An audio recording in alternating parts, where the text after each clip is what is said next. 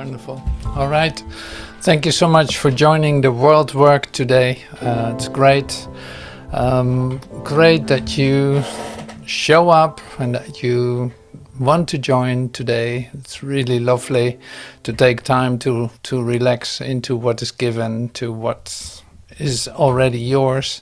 Now, today is very specific because this is our, last World Work meeting. So the elections have passed and okay, well, this is it. And World Work is partially done. We did a lot of work and came with it to our own experience of ourselves, not depending on the world any longer. So no concerns there anymore, I hope. And so the thing today is, like I said, very specific, which is selfless prayer. Now, selfless prayer is an interesting idea in the sense that so you don't need an human self to pray. And here's the difficulty too. So if you did have a motive, if you did have a reason to come here, then you're already selfish, because you already have a motive to do something. And since, in fact, all motive is false, the universe doesn't know about motive. The love of God is, it doesn't have a motive. So if you have any idea what I'm talking about, it's like in a selfless prayer, you come without a motive. You come without a reason. You come just to be open and enter into a communication that's already going on. So it's like just sit by and don't disturb the scene here. You come into this scene, don't disturb it. You come into any scene, by the way, don't disturb it. Let the scene play its own game. It doesn't matter. But this to the side, like the thing is with selfless and selfless attitude would be having no motives at all. Now this is training. This is difficulty here because we have every reason to call for help and to see that our situation doesn't change, or how we perceive it, it doesn't look that good, or it seems like a total failure, or who knows what, or you're afraid of the future, or maybe having very strong concerns about something that probably never is going to happen, but you still have that concern. So there's an you could say a motive. You have a motive to use God for your activities, for your comfort, for your everything. And that is it is of course accepted. It is not something we reject. No, it's like, no, this is totally forgiven. But you come to the place where you discover that also does not make any sense. So Joel speaks about that almost in every talk that he does. It's like, if you pray with a motive, with a reason why you would pray to God, then you're lost, in fact. Then there will be no communication, because God doesn't know about that. How could he possibly recognize you in that sense? God doesn't know about motive. Your true nature isn't, linked to a motive. Now that's, if you are aware of that, becomes a very freeing idea, because you don't need a motive to contact God. You don't need a motive to be, surrendering into the love of God. You don't need a motive for that. So all the reasons that you can come up with not to stop and be still and to listen is in fact what puts you in trouble, what brings you straight into fear, what disturbs your peace of mind, what makes you enter into an illusory situation that you try to solve, making a bigger mess of it. Speaking from deep experience, I always say, like, I speak from deep experience. I tried to solve my mess, and did it work? No, absolutely not. Did I believe that it didn't work? No, I proved to myself that it didn't work actually all the time that I tried. Did I try a lot? Yes, I did. Like, I tried a lot. Of course, you do too. It's like you constantly perceive a situation in a way that you think it needs to be adjusted. It needs to change. It needs to do this. It needs to do that. You have a motive. You have, like, and that is the total falsity of humanity, you could say. Now we see some real beautiful examples of that in the last week too. It's like you see that any action that you see in your news app, in your every action that is taken is in fact a motivated action. The ones that have no motive for action, that have no motive for it, you will not hear them in the news app. They're quiet, they're receptive, it's like everything is given. If it doesn't happen now, it isn't, and that's fine too. It's like that's not a sound that the world likes. Now, in this world work that we have been doing and that we're doing today too, it's like to become totally aware of that you're actually constantly having a motive for action, for repair, for fixing, for whatever you do, based on what you see, and you judge falsely because you trust your perception. This is like the summary of what Joel will tell you, where we're going to dive in with some more from the book. I showed one more time. The Government of Eden, chapter 10. We're going to use parts of that, a couple of lines in the section Selfless Prayer. Now, it is a beautiful idea, selfless prayer, but it's hard work to get there, that actually you're going to pray with no motive, with no intention, with nothing at all. Selfless prayer. So we're going to start, in fact, getting ourselves ready to do that by entering into a contemplation meditation that will take probably like 20 minutes or so, maybe a little bit shorter. And then we continue with some words from the Government of Eden, of Joel, and after that we listen to the tape Living by Prayer.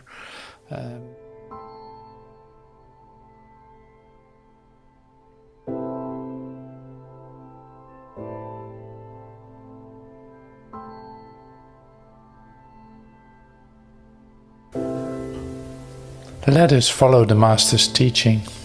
Let us give up the believing that our wisdom is greater than God's wisdom, or that our love is greater than God's love. And in silence, let us accept God's grace. Silence is the only form of spiritual prayer. True, we may use words and thoughts to lift ourselves into an atmosphere where we can be still, but the words and thoughts we are using are not prayer. They are merely aids to lift us to the heights where prayer can be experienced.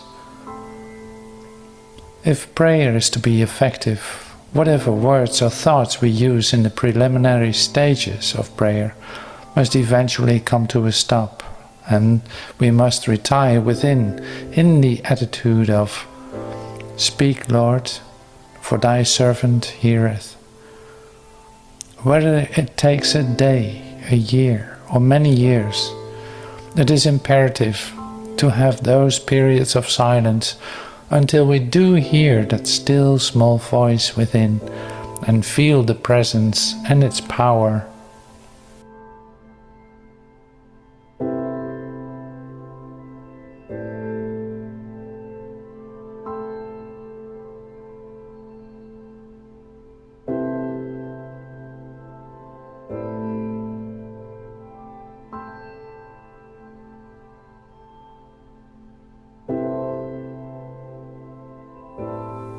Délivrez Dieu.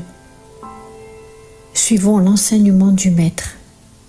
Abandonnons la croyance que notre sagesse est plus grande que la sagesse de Dieu ou que notre amour est plus grand que l'amour de Dieu. Et en silence, acceptons la grâce de Dieu. Le silence est la seule forme de prière spirituelle.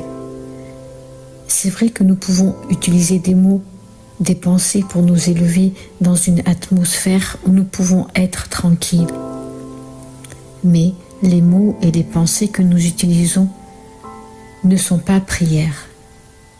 Ce sont seulement des aides pour nous élever vers les hauteurs où nous pouvons faire l'expérience de la prière. Si la prière doit être efficace, quels que soient les mots ou les pensées que nous utilisons dans les étapes préliminaires à la prière, ils doivent finalement cesser et nous devons nous retirer à l'intérieur de nous-mêmes dans l'attitude de « Parle Seigneur, ton serviteur écoute ». Que cela prenne un jour, une année ou de nombreuses années, il est impératif d'avoir ces périodes de silence jusqu'à ce que nous entendions effectivement cette petite voix tranquille au-dedans et que nous ressentions la présence et son pouvoir.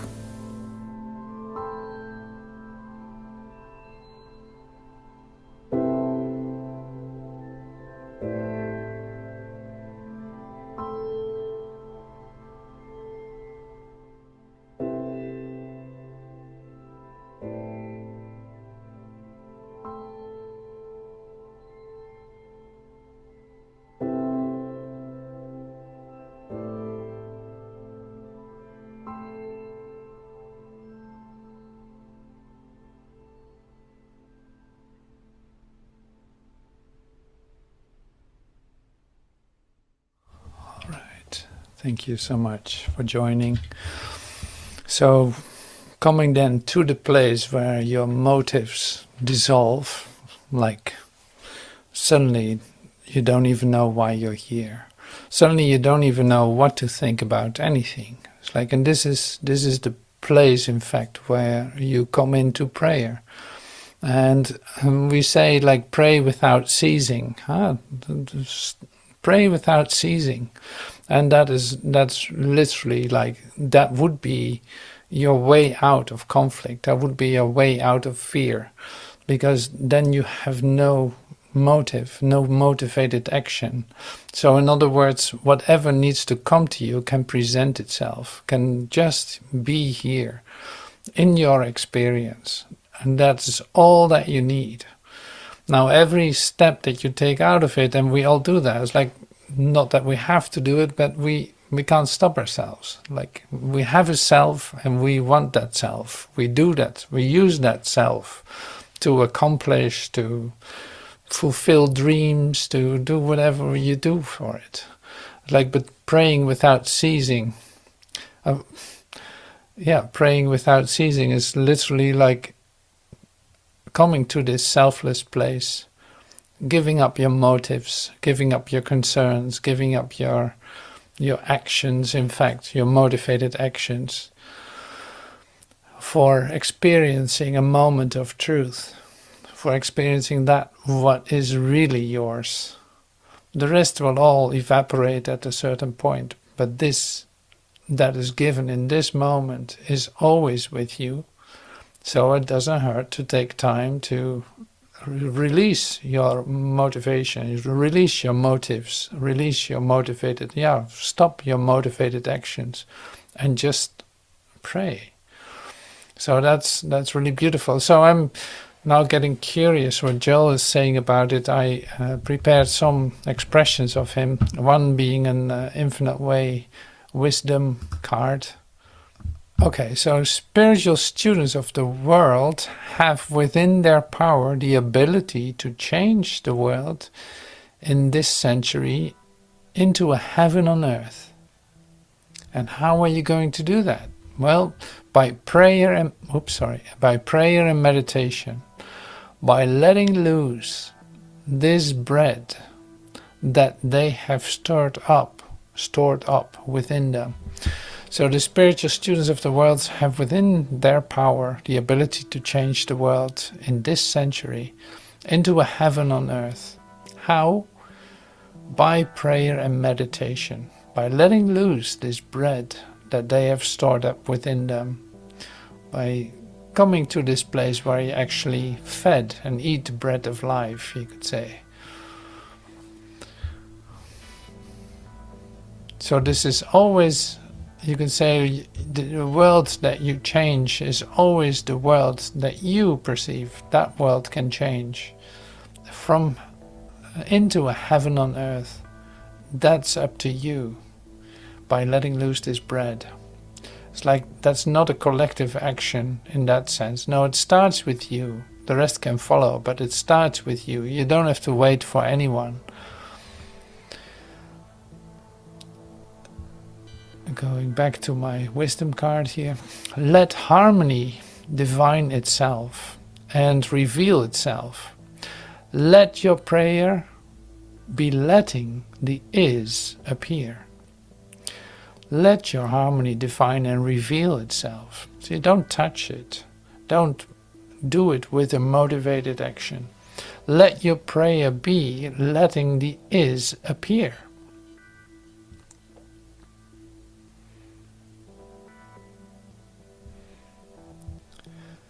To accept the God of divine love means that we would cut the tongue out before we would ask God for anything, because we know we would be dishonoring God with the interference. First, that God does not know our need, and secondly, that He is not loving enough to bestow it. Therefore, prayer must be with the ear, as Joel says, not with the tongue. It's a listening attitude, it's a receptivity, it's letting it come to you. So it's interesting that we in fact end this series of world work with this. And it's like this, the ultimate action in fact is the non-action. And that's lovely. That brings everything together. It's like even with this wisdom card, it's like letting is reveal itself. Let it.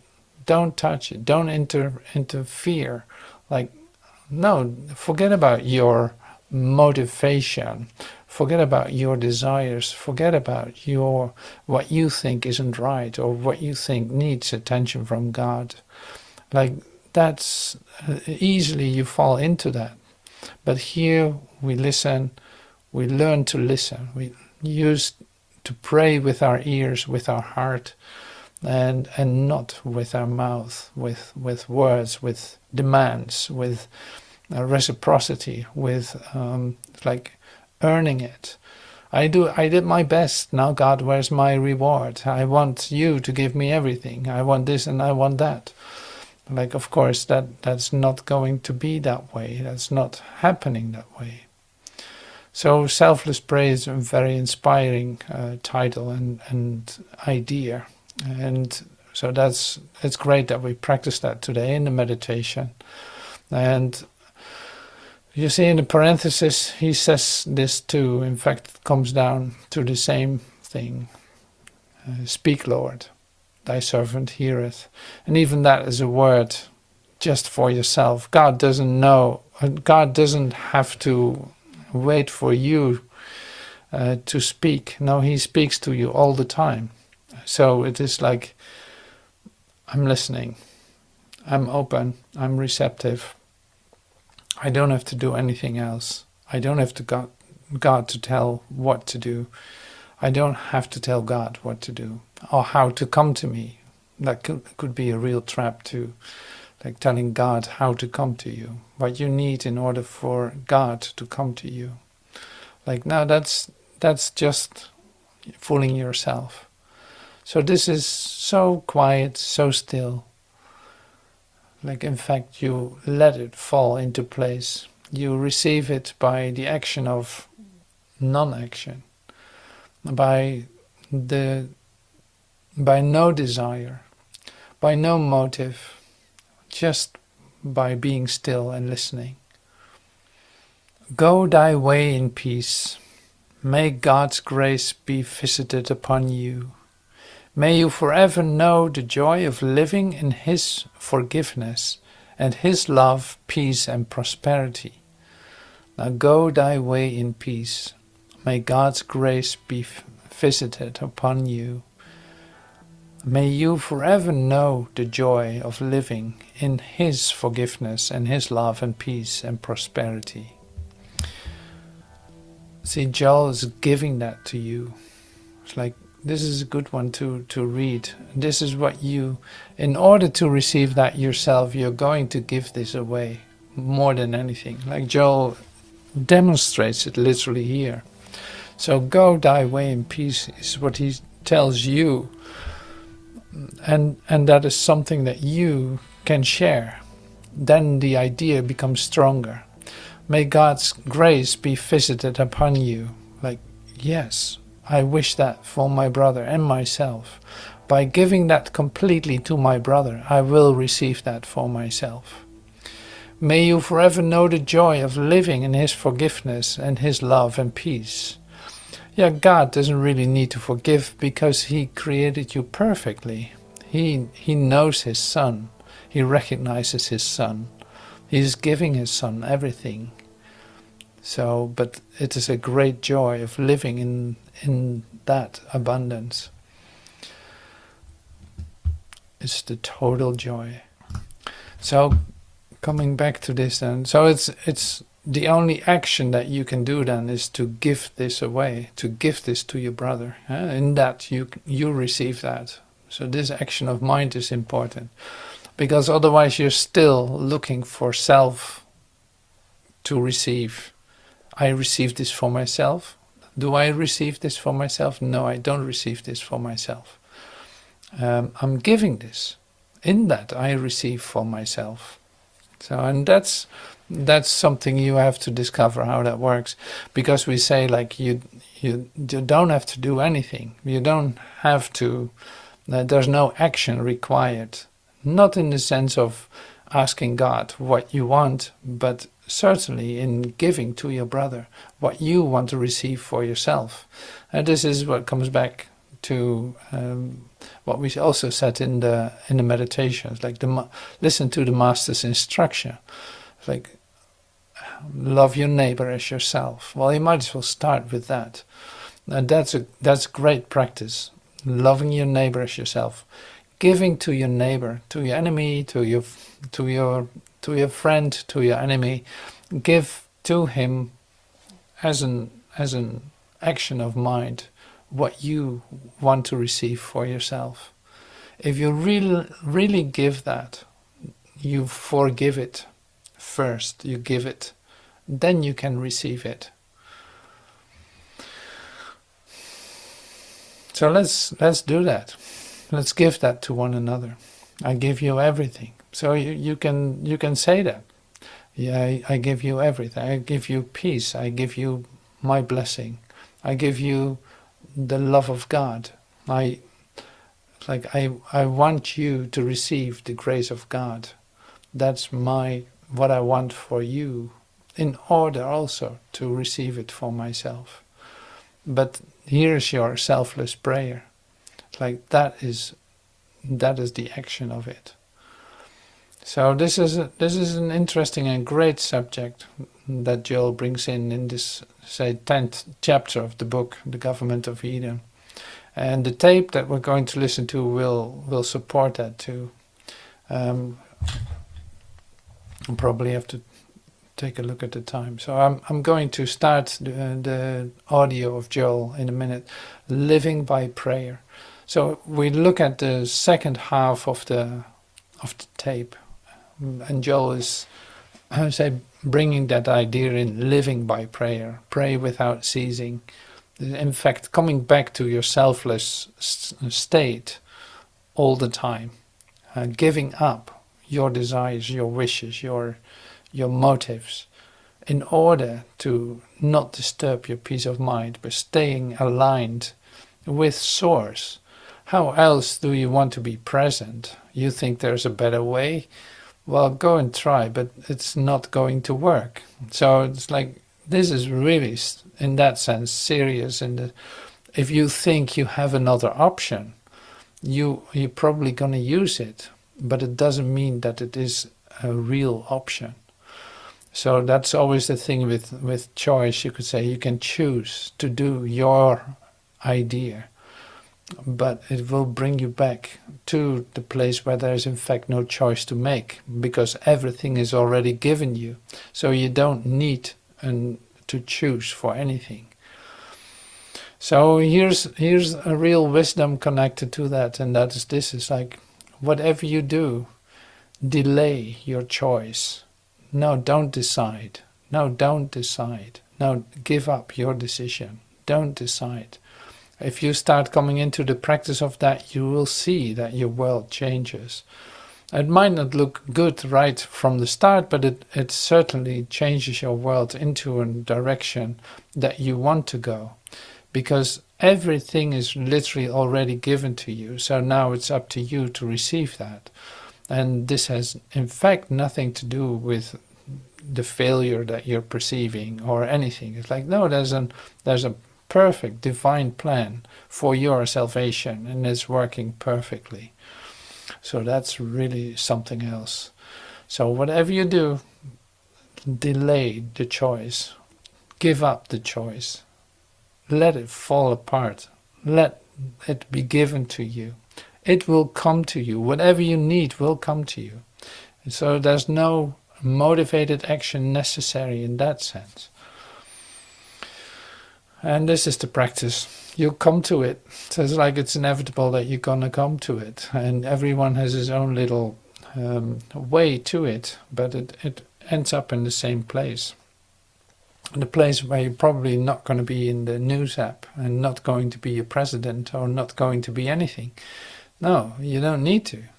You finally arrived at a state where you can be nothing, in fact. No man. In order to experience the total joy and gratitude of what is given in the moment, which is in fact your enlightenment.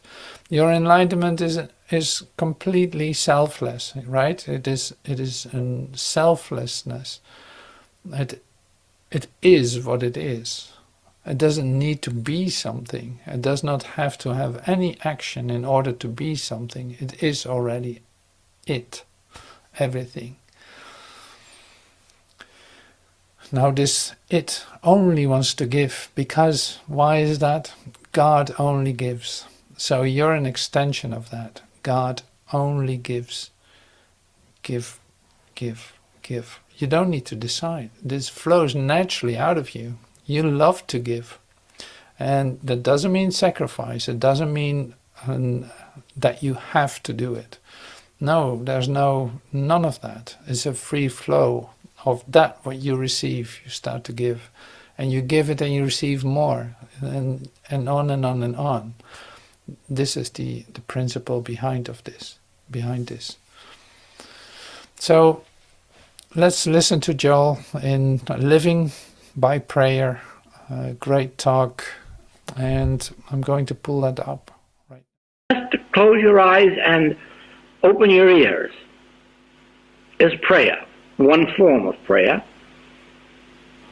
It is listening for that voice. It is listening for the way of God to be made evident, or the will of God, or the mind of God, or the life of God, or the love of God. All of this is prayer and is communion.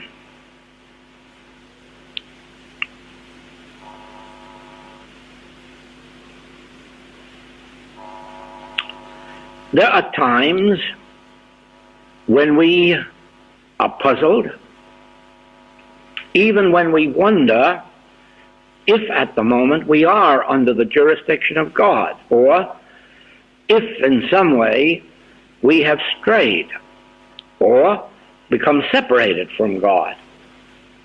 In moments like that, and they come to everyone, a form of prayer is this recognition that, well, whither can I flee from thy spirit? If I mount up to heaven, thou art there. If I make my bed in hell, thou art there. If I walk through the valley of the shadow of death, thou art there. And then the word omnipresence comes to you, and you find yourself right back in the kingdom of God, because that word omnipresence brings you there. Omnipresence. To dwell in the realization of omnipresence is a form of prayer. It is acknowledging the presence of God where I am, heaven or hell or death or wherever it may be. In the same way, to dwell on the word omnipotence is a form of prayer, because it is acknowledging that there is only one power, and this appearance, whatever its frightening aspect may be, is not a power. Therefore, let it go on appearing. Since it isn't a power, don't try to get rid of it. Don't try to overcome it. Don't try to resist it. Just acknowledge the one word, omnipotence. Oh, God is omnipotence. Omnipotence is within me. Well, then there is no power external to me. And so you disregard the appearance, and your prayer, which is your recognition of omnipotence, is answered. Prayer is a recognition of the word omniscience. There again you are reminded that we know not how to pray or what to pray for, because we do not know what is good for us. We know what we believe is good for us. We know what we would like to have. But so does a child that's reaching out for a pound of chocolates. And it doesn't always prove to be as good as it looks. So it is that our safest prayer is the word omniscience. God is the all-knowing. Therefore, I don't have to know anything. I don't have to make a decision. If I am holding open this line of communion, this listening attitude, I can wait to hear God's decision, because God is omniscience. God is the all-knowing. God knows whither I shall go and why and when.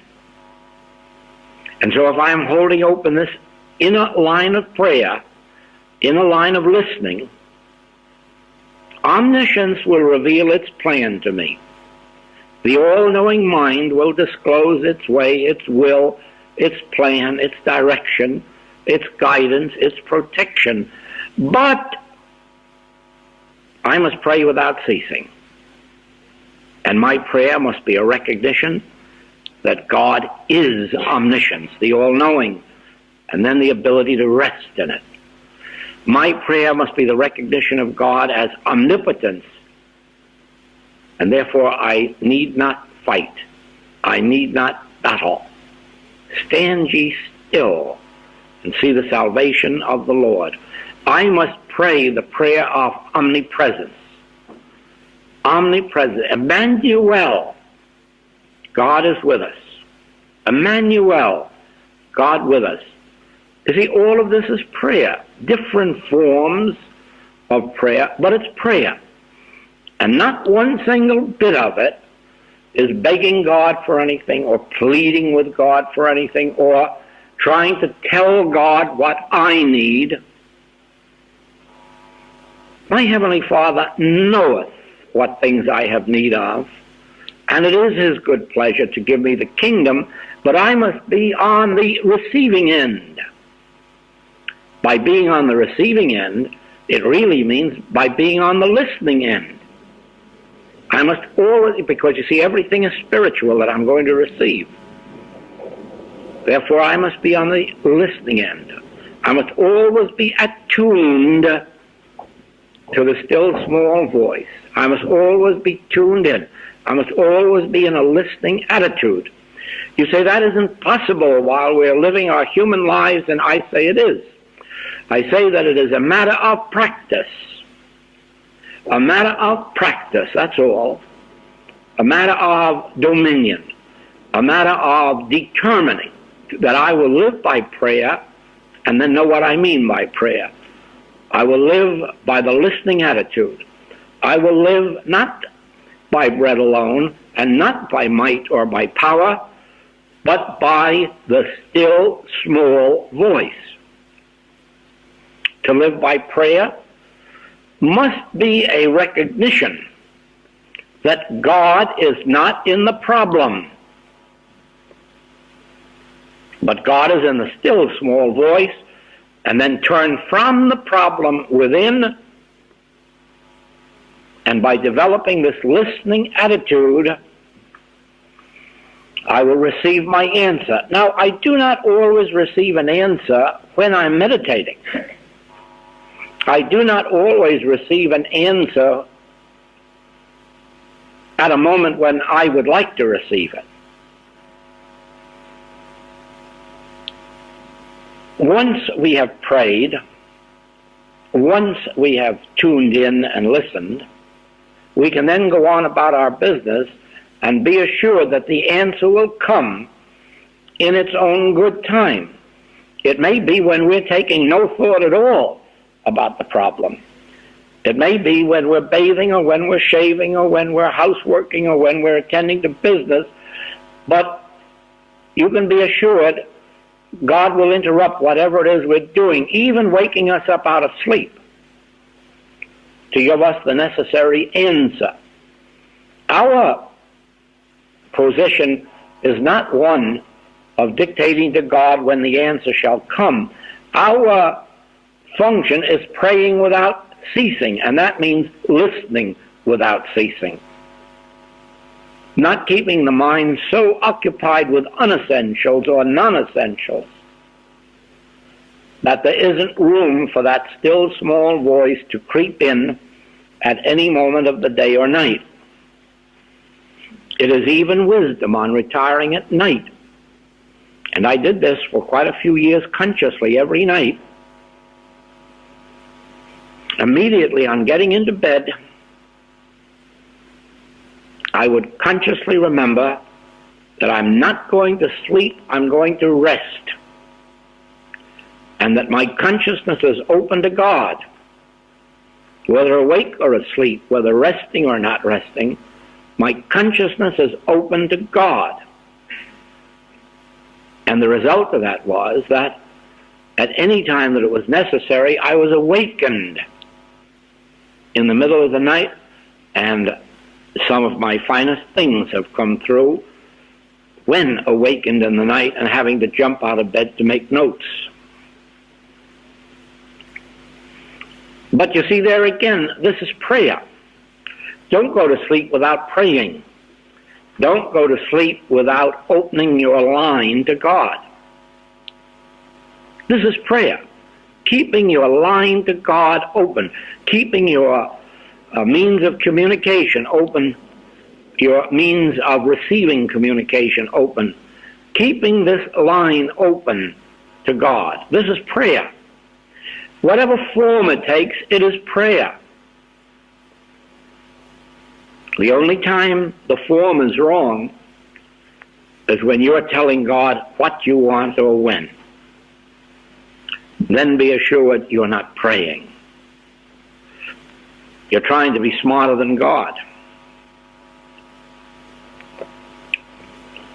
Listening, keeping the line of communication open.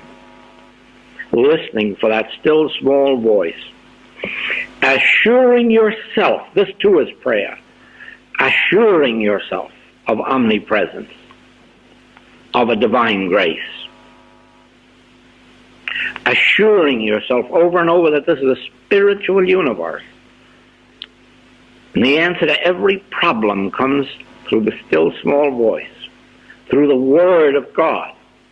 And when God utters His word, the earth melteth.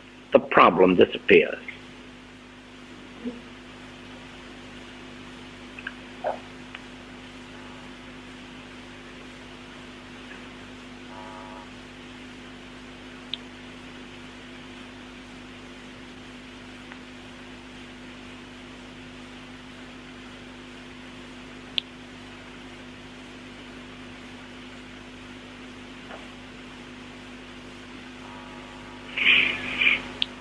You see then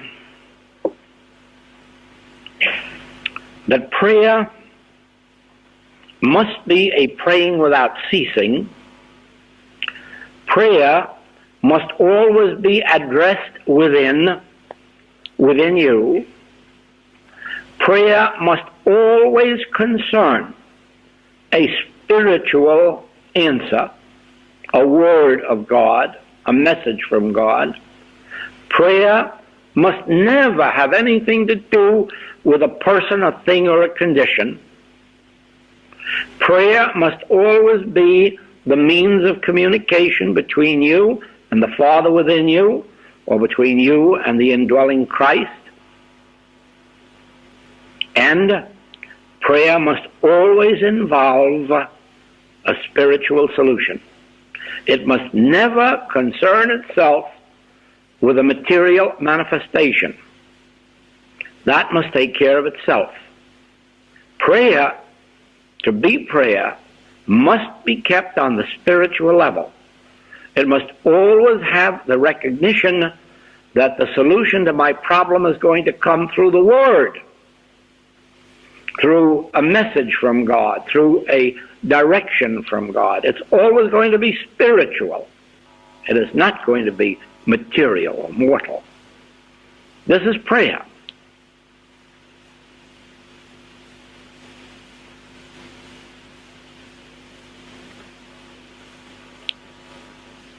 Yes, prayer can also be a relationship.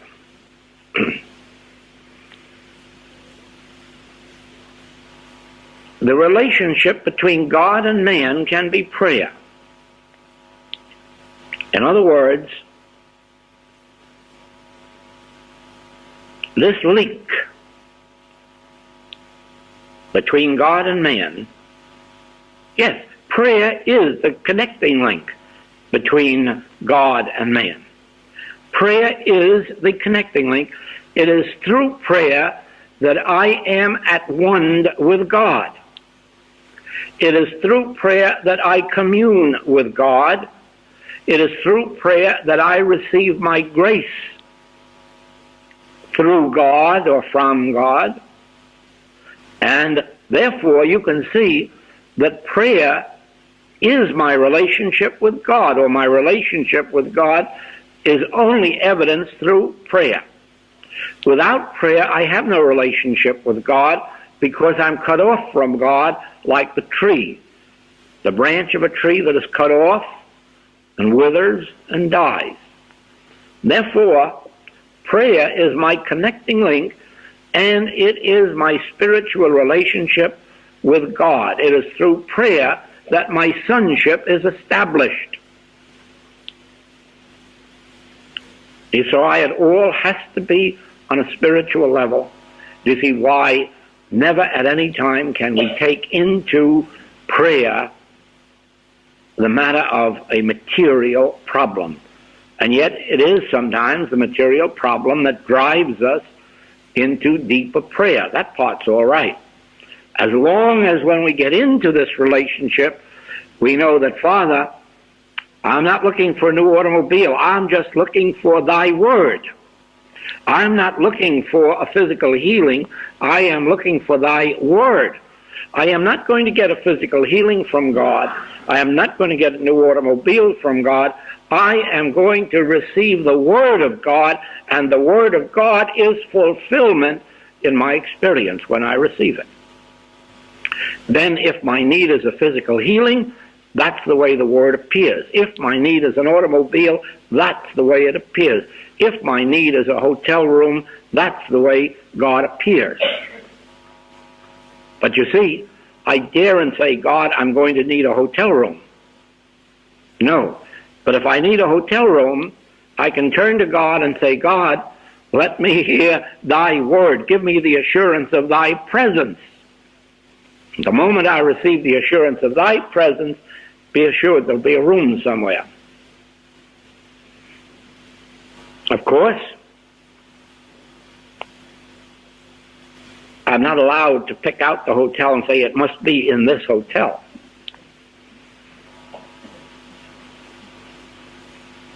or even that it must be a hotel.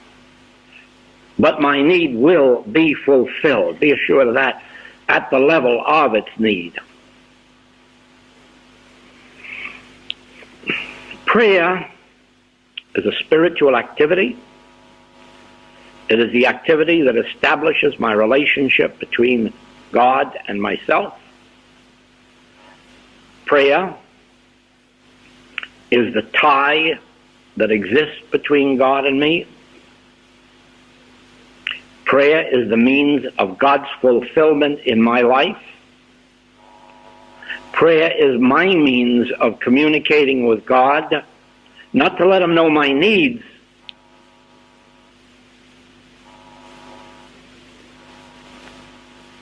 just the joy of communion.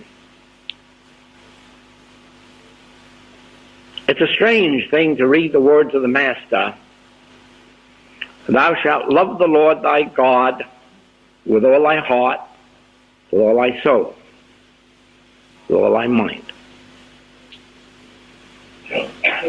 Now, as human beings, I think that we are hypocritical if we say we love God that much or that deeply, because I don't believe that humans, to begin with, have so much to love God for. So I'm not apt to believe in this love the Lord thy God from the human standpoint. When, however, you come to this place of not looking to God for material things, that is when you can learn to love God. Because then there is a flow. I can explain it this way, that even if we as friends want to commune as friends and enjoy each other as friends, I know that it's very easy to love each other. The difficulty would come in if we're looking to each other for something. Because then if we don't get it, that love has a way of flying out the window. Much more is this true in the case of God. If you are looking to God for something, you may find it very difficult to love God. And you may also find that you have very little reason to love God. Once you rise high enough in spiritual consciousness to where you can say, God, let's forget about things. Let's see if we just can't have a relationship of father and child. Just let's see if I can't come to know thee aright. Let's put off all this, what I want, what I need, or what I think I should get from God, and let's just get acquainted with God. Eventually, as you stop thinking of God in terms of either a messenger that goes out and gets something for you, or in terms of a way station by means of which you get around to something else, to getting something else. When you give all that up and think of God just as a way of life, think of God as a way of life, living in God and God in me, without any material considerations, then something will begin to unfold in your relationship to God that will open up a stream of love between you. Because I have witnessed this, that it is only in proportion as God means God to me, and not just St. Nicholas, the giver of gifts or something of that nature. Only as I can think of God as God does that love well up.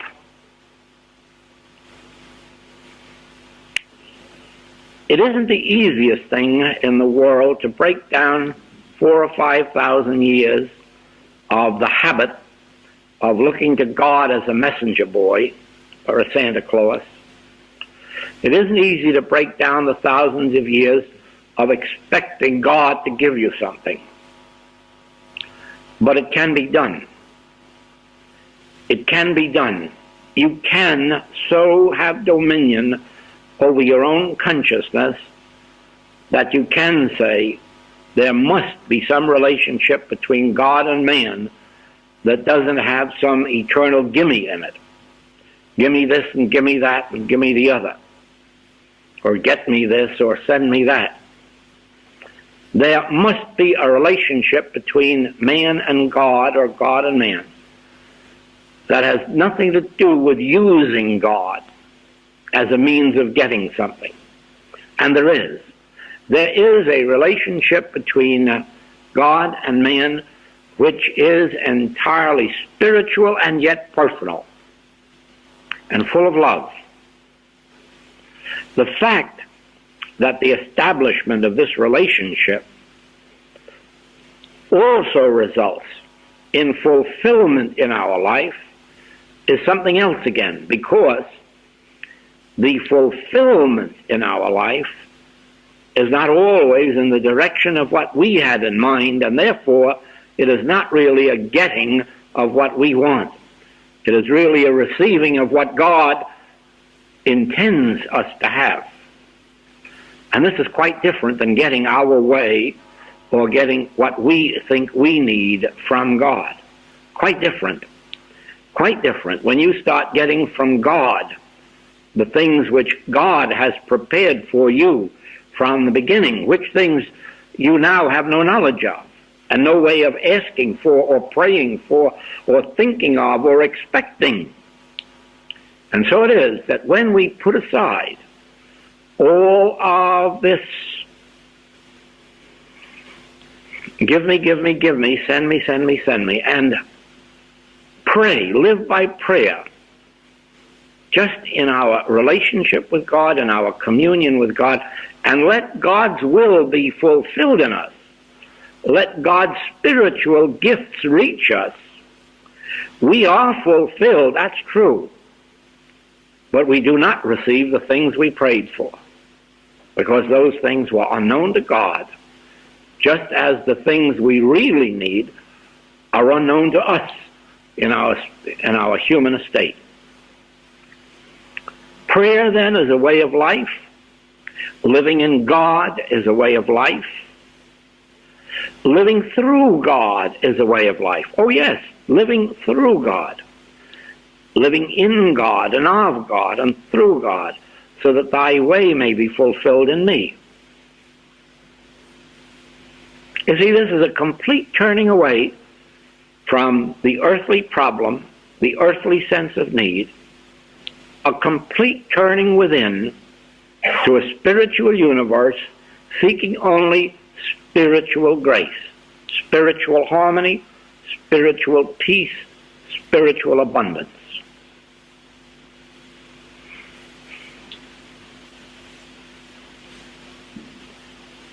Somebody in Scripture, was it a psalmist, who said, "How love I thy law." We can't say that as humans. Only when you come to this spiritual life can you say that, because you've stopped thinking in terms of material laws and mental laws and legal laws, and you have begun to get acquainted with God's laws. Now, the humans are not acquainted with God's laws, know nothing about them. They're trying to get God to fulfill the human laws. But you see, once you begin to live by prayer, and your prayer is acknowledgement of God as Spirit, and then you become aware of God's laws, then you can say, "Oh, how love I thy law," spiritual law.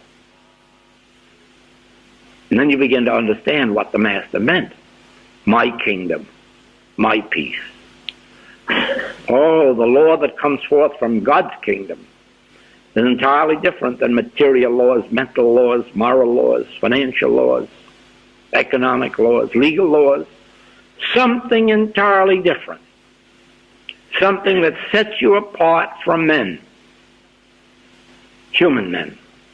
Come apart, be ye separate. Come out from among them and be separate, and learn to know what God's law is and what God's grace is. Too many people are thinking of God's grace fulfilling itself as pieces of matter, and they miss the way. God's grace is something spiritual and carries a spiritual blessing. And if you're looking for that spiritual blessing in material form, you miss it.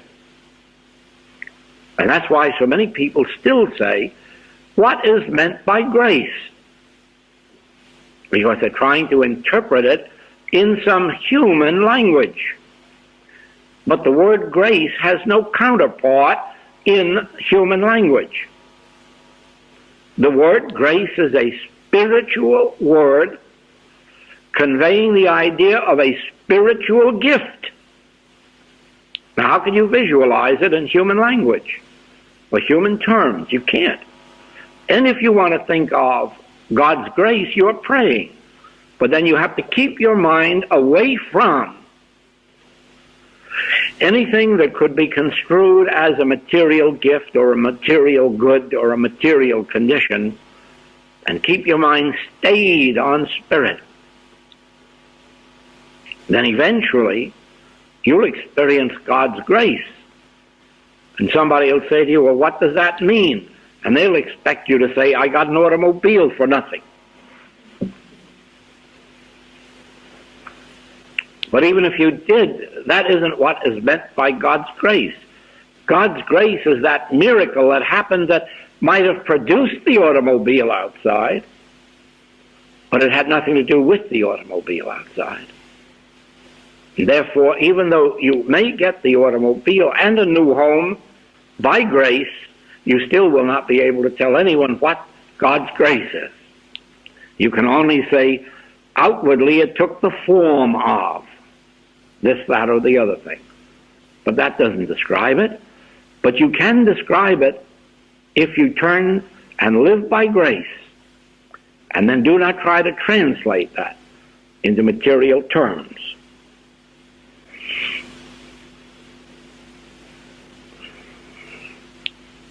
Yes, then prayer. Prayer means living in a spiritual consciousness without trying to translate it into material terms. Thank you. Thank you. Thank you. If Shirley. Right. So thank you so much for joining in, listening to Joel, and you see that he shares the same story, you could say, the same instruction, the same difficulties, or the same solutions, in fact, the same practice, which is really lovely to discover too. It's like the instruction is not that difficult. It is just reminding yourself that it works like that, and not being tempted to pick up an idea or to make a choice on your own that you think will be the best for you, because then there's always self-interest part of it, and this goes beyond self-interest. So it's like self-interest in an enormous broad idea, where it's including everyone and not excluding anyone. And that's the beauty. That's the living by prayer. It's like you stay in the selflessness because you have no idea what would be the best for everyone involved. So you're completely dependent on God and Spirit, you could say, for instruction, for guidance, for making choices for you, and guiding you or teaching you or letting you see what the truth about you is by recognizing that in your brother. So thank you so much for this world work experience that we did. It was a real world work, and yeah, lots of facets of it we actually touched, much of it. So I love that. So thank you so much for being part of that. We continue next week with The Truth Unveiled, which is a talk out of the tapes, the private Kailua tapes from 1963 of Joel. And we use also 10 tapes. The transcripts that come with them are the thing that we use in these meetings. So in other words, we don't use directly a book, but for the meditations, I will start using Consciousness Realized. I think it was. I cannot really not think right now. A realization of oneness or consciousness realized, one or the other. Anyway, so I'll let you know as soon as that begins. But it is like that's where the prayer comes and where the meditation comes from. But in the moment that we come together, that is the transcript we use directly from the tape that we're going to listen to. Like now it was a bit of mixed because I really wanted to use the Government of Eden and doing the World Work tapes, and so here we are. So we've finished that. So hopefully I see you next week in the Truth Unveiled tape group, and yeah, see you then. Thank you so much for everything. Bye for now.